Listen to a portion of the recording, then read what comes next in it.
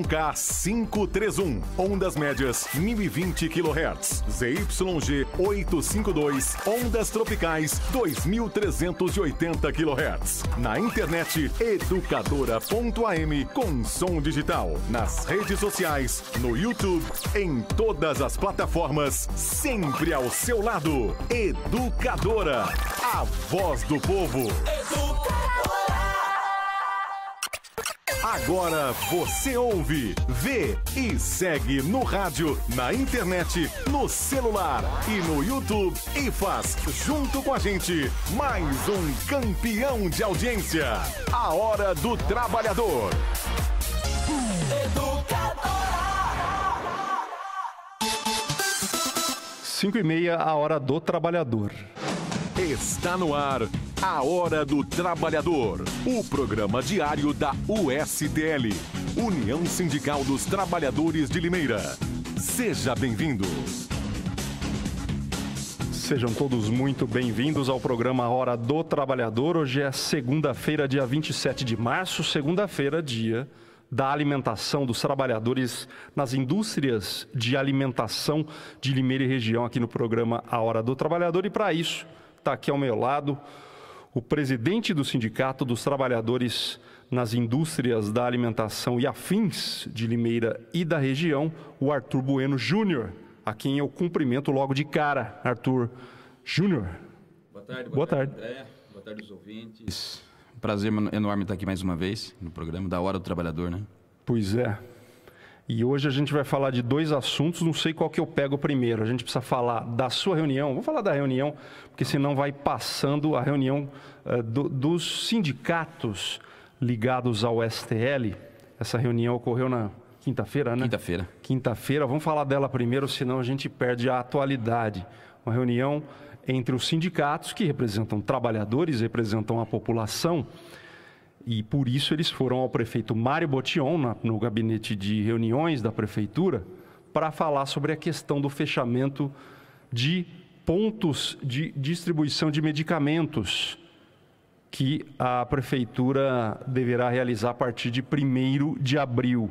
Sábado agora já começa, semana que vem, 17, se eu não me engano, pontos, né? Isso.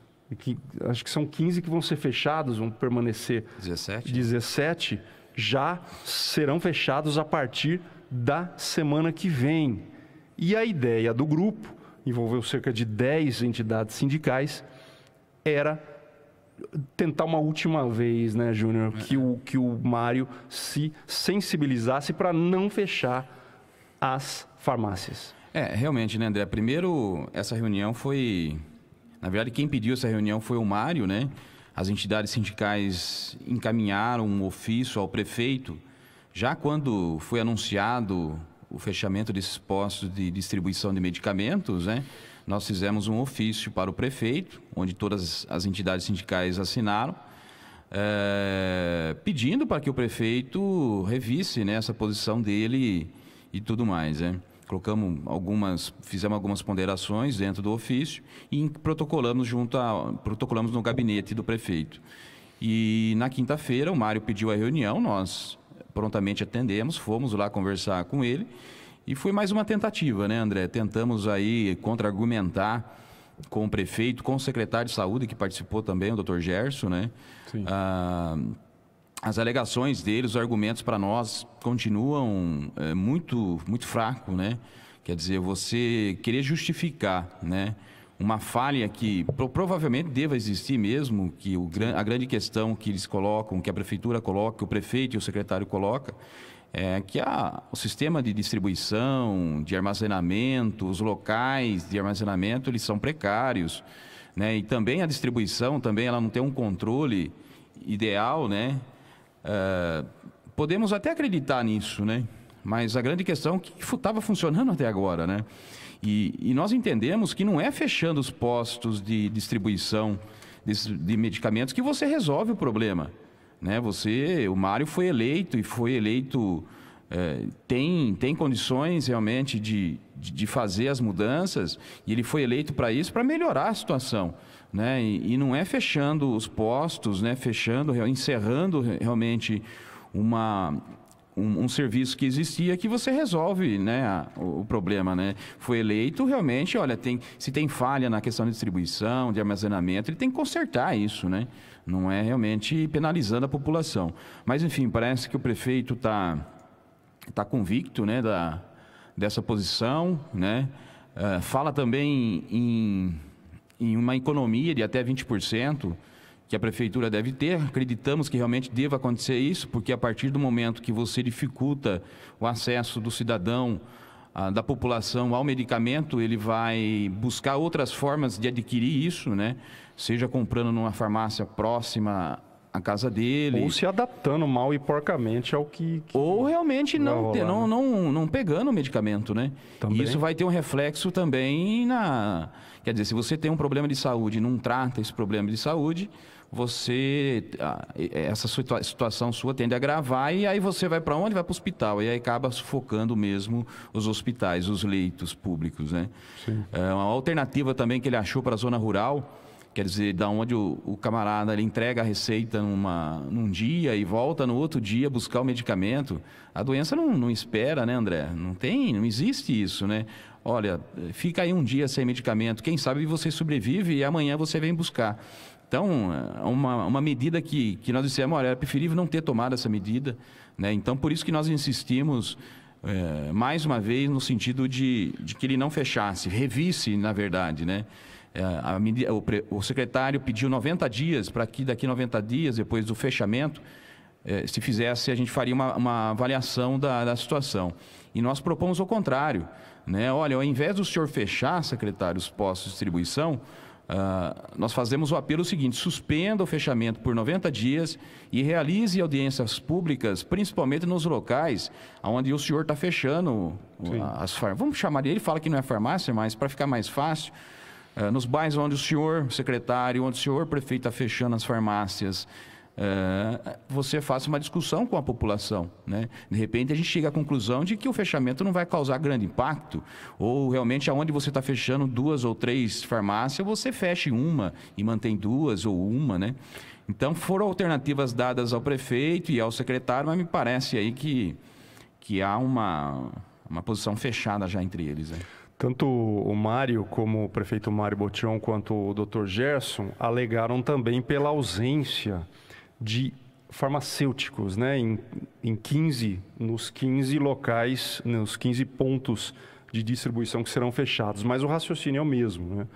Quer dizer, não tem estrutura, não tem espaço, não tem o farmacêutico, mas que se mantenha funcionando até que se equipe, até que se estruture esses locais. Participei da última reunião da Comissão de Saúde na Câmara Municipal, André, e se eu não me engano, Limeira tem cerca de 40 eu não vou me lembrar o certo número, mais de 47 ou 48 auxiliares em farmácia, se eu não me engano, se eu não estiver enganado, né? E eu não sei se esses auxiliares não poderiam estar fazendo realmente, ele não está prescrevendo nada. Ele não está prescrevendo, ele está realmente dando o medicamento, entregando o medicamento, né, que está prescrito já pelo médico, né?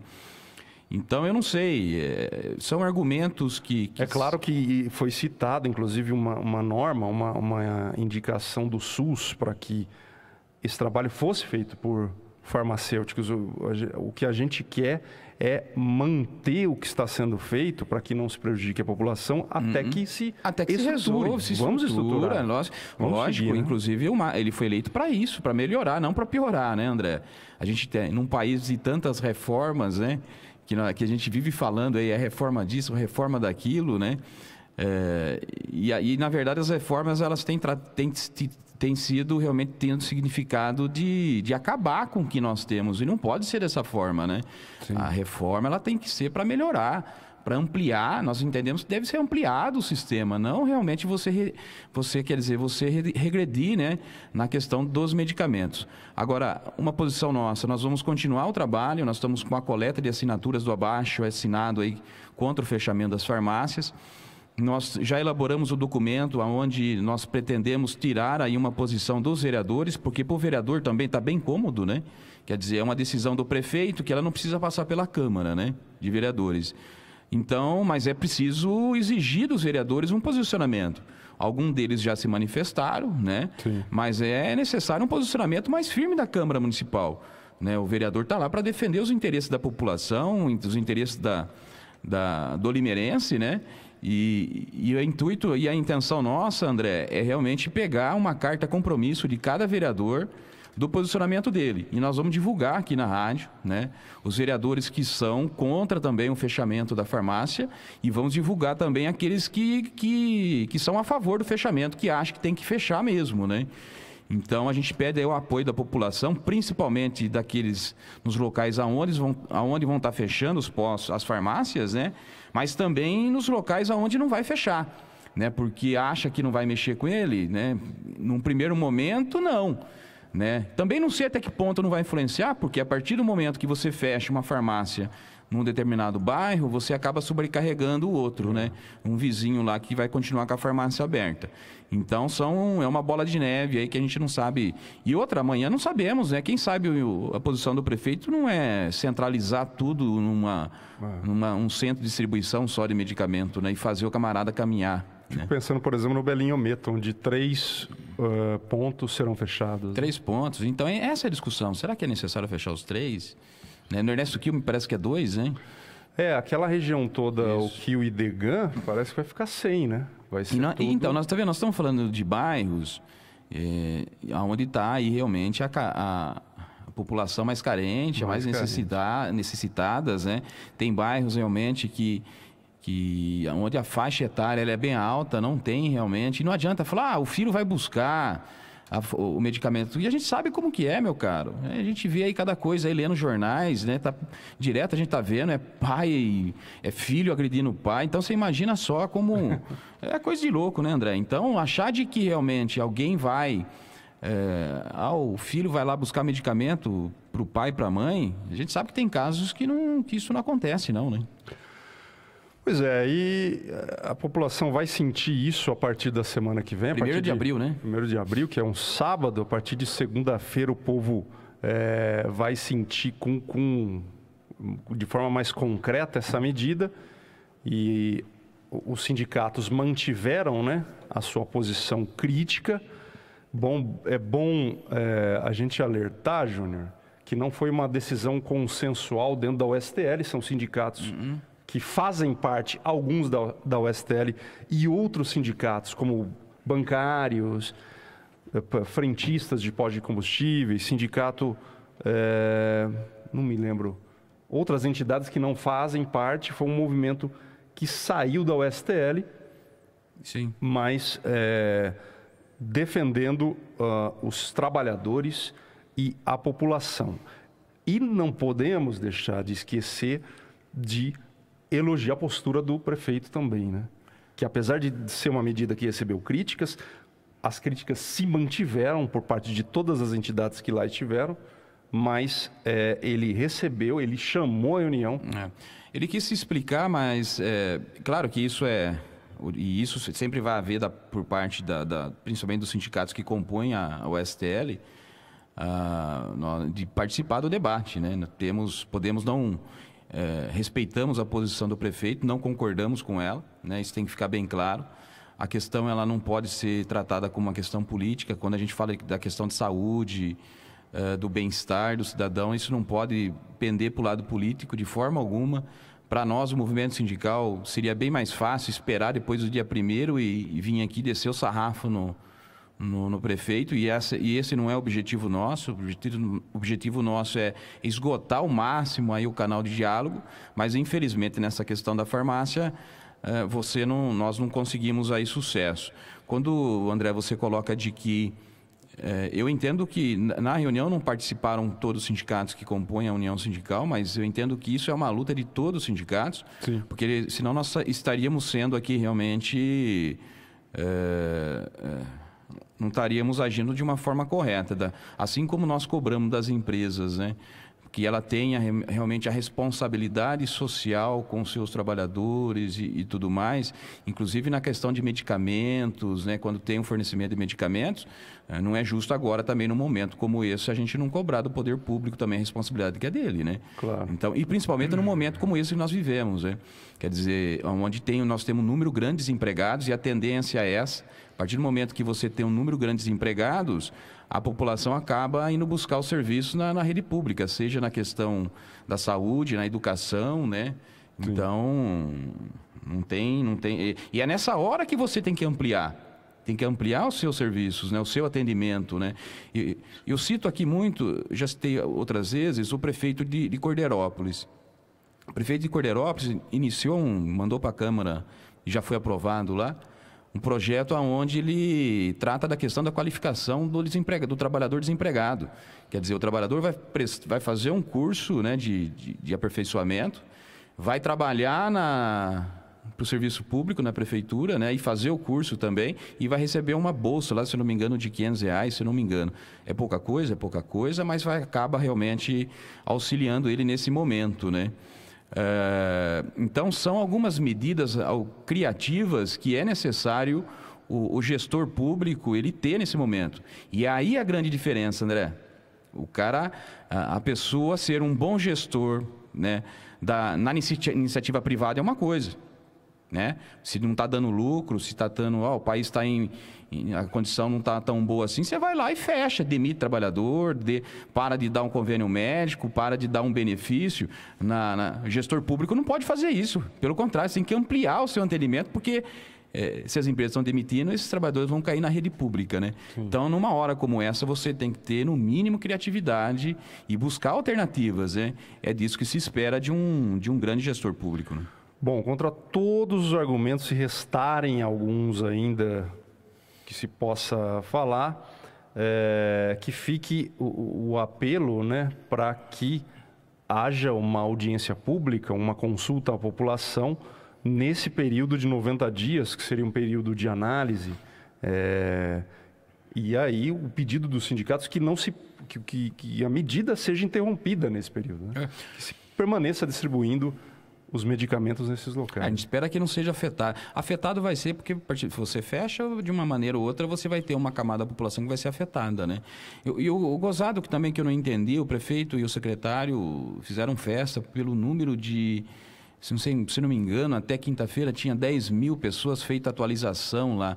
Mas eu entendo que a atualização ela tinha que acontecer mesmo, porque se não faz, não recebe medicamento, não é isso? Sim. Entendeu? Então, é umas coisas que você acaba ouvindo, escutando, que estão fazendo realmente festa com quase nada, né? Bom, vamos acompanhar aí o desenrolar desta medida, né? Medida do governo Mário Botion, bastante polêmica, e em alguns casos a gente só vai conhecer o alcance do estrago na segunda-feira. Provavelmente esses microfones aqui, aquele telefone ali vai estar recebendo, né, queixas do pessoal, e a gente está na rua acompanhando em loco, nós que somos representantes de trabalhadores que são a população em geral, a população que utiliza dos serviços públicos. Esse era um papo que a gente ia ter no sábado, mas o sábado foi totalmente dedicado à votação do projeto da terceirização, né? Que é muito mais, num certo sentido, o nosso métier, o métier do sindicalista, e ele é nacional, e a gente acabou aí, o Arthur Bueno Júnior e o Reginaldo Arantes, presidente da Federação dos Trabalhadores no Vestuário do Estado de São Paulo, acabaram sendo tragados para esse assunto, mais do que justo. E hoje a gente tem até novidades aqui, tem desenrolar deste assunto da terceirização, como você ouviu aqui no sábado. Existe um projeto alternativo de terceirização no Senado, muito mais benéfico ao trabalhador, portanto, muito mais contrário às ideias empresariais do governo Temer, e o governo agora se mobiliza. Olha só a matéria do... Não é mais benéfico, André. É menos pior que esse. Mas... Menos pior. Menos pior. Tá aí, matéria da Folha de São Paulo de hoje.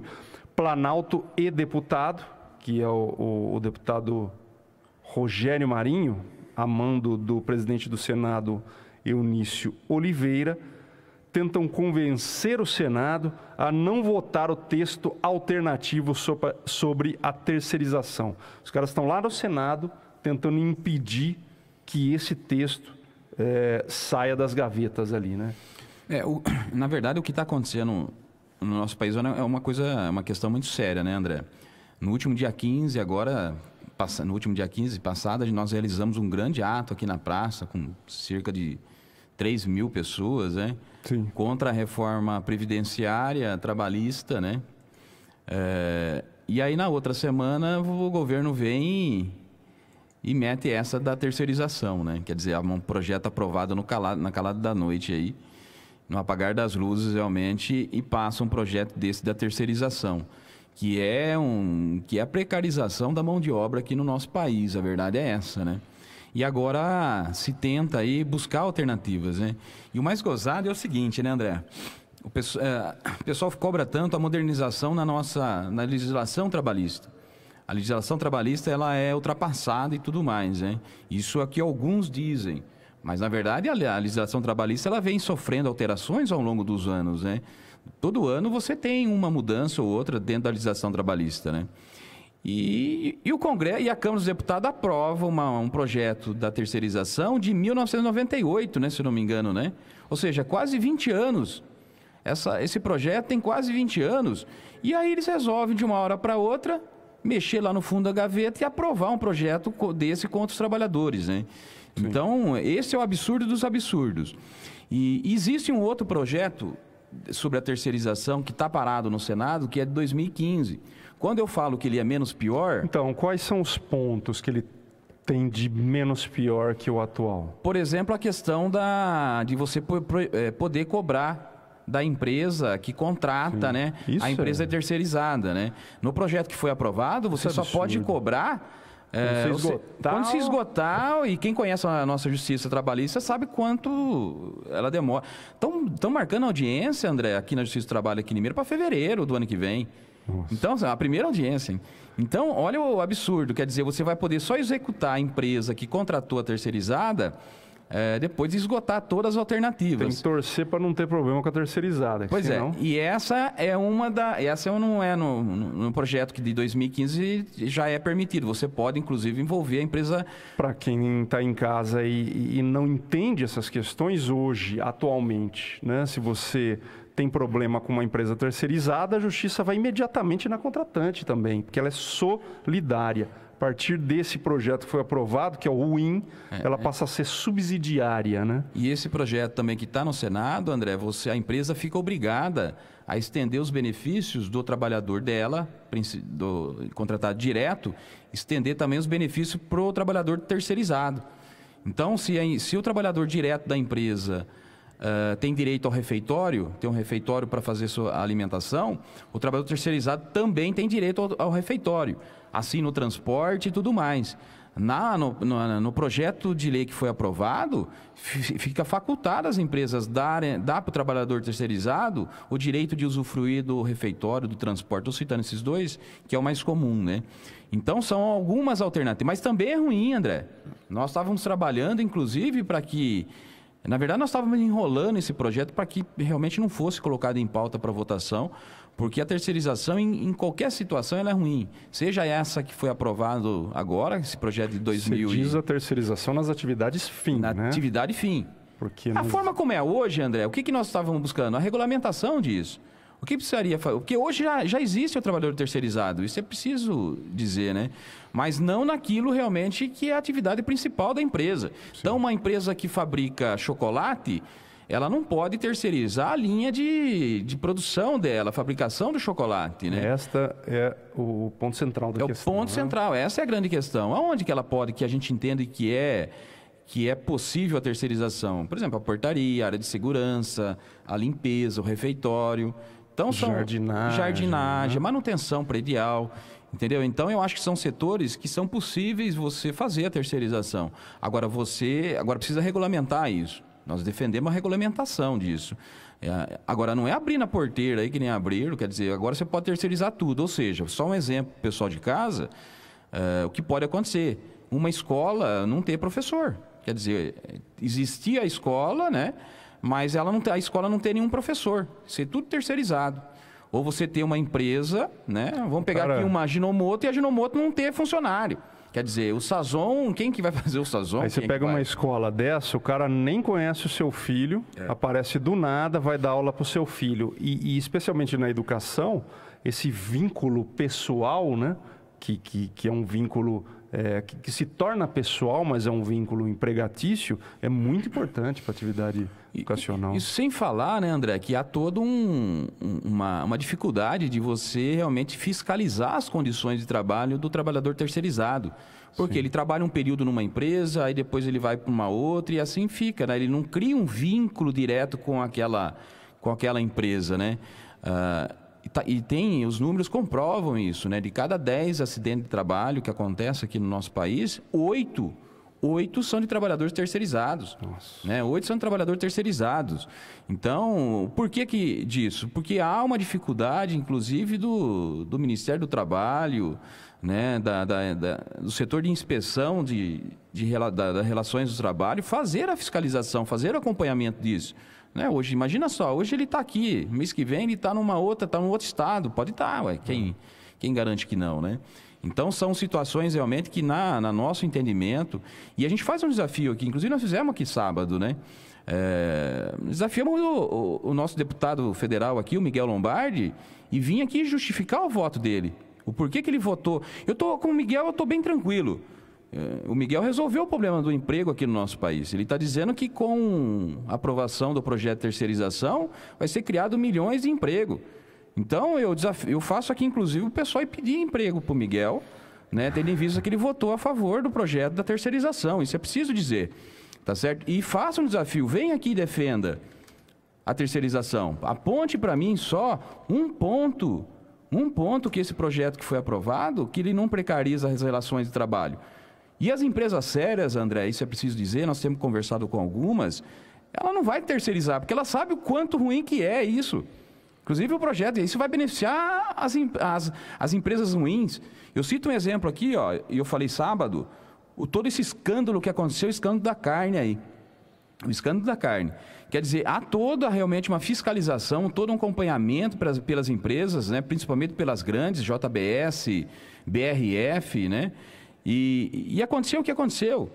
Quer dizer, ela tem um controle ali dos funcionários, você imagina só isso terceirizado.